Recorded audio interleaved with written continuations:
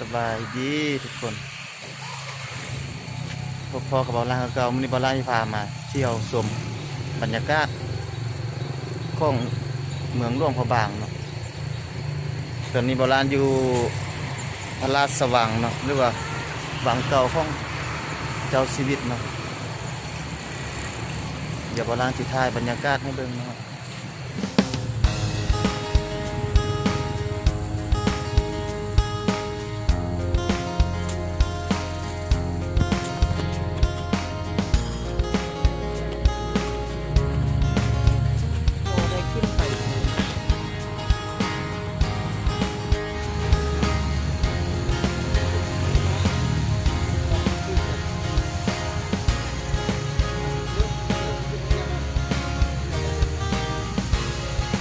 อันนี้เป็น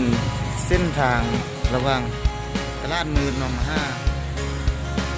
ตลาดสว่างเนาะจอดเศร้า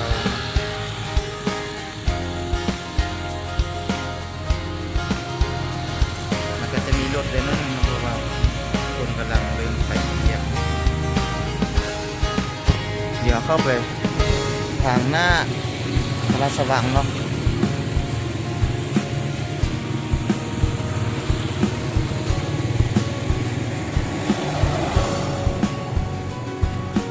เข้าไปในกันเลย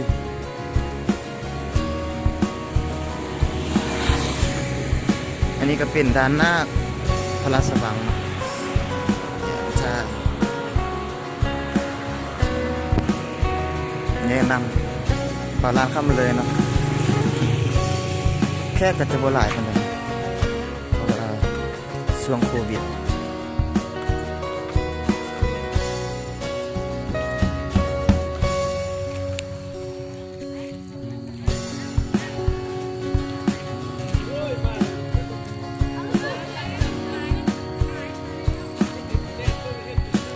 เดี๋ยวเราไปถ่ายบอนวังใหญ่เลยนะวังหลวงก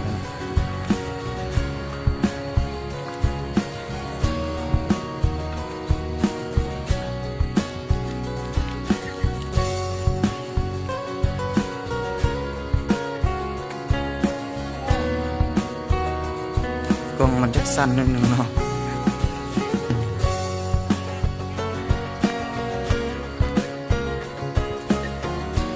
เดี๋ยวไปเบิ่งทางหน้าบังเลยเบิ่งบรรยากาศหน้าบัง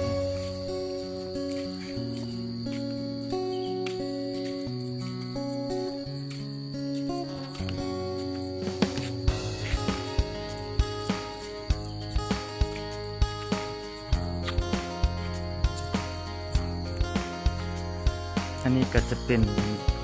ภาพบรรยากาศหน้าบังที่เจ้าชีวิตประทับอยู่สมัยก่อน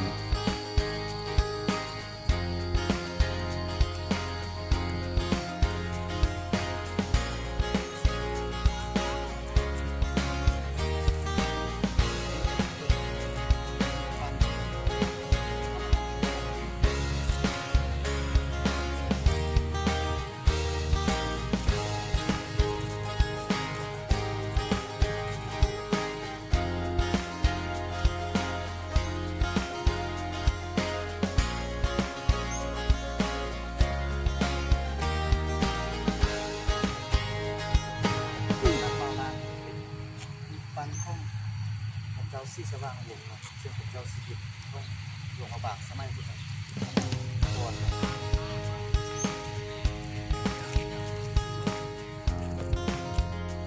มาลันจะพาไปเบิ่งน้องเนาะอยู่ในพระราชสว่างนี่เนาะเบิ่งกันเลยเนาะ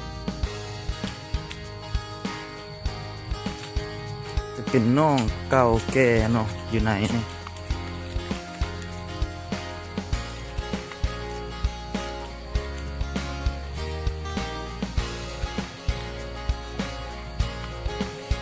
มาเบิ่งกันเลยเนาะ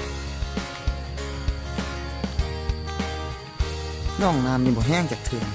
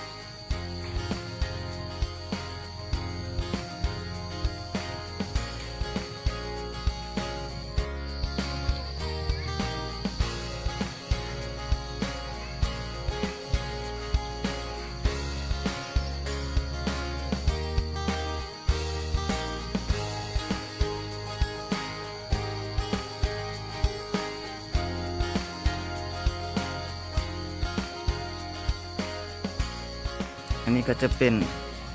ห่อพระบางเนาะอยู่ในพระราชวัง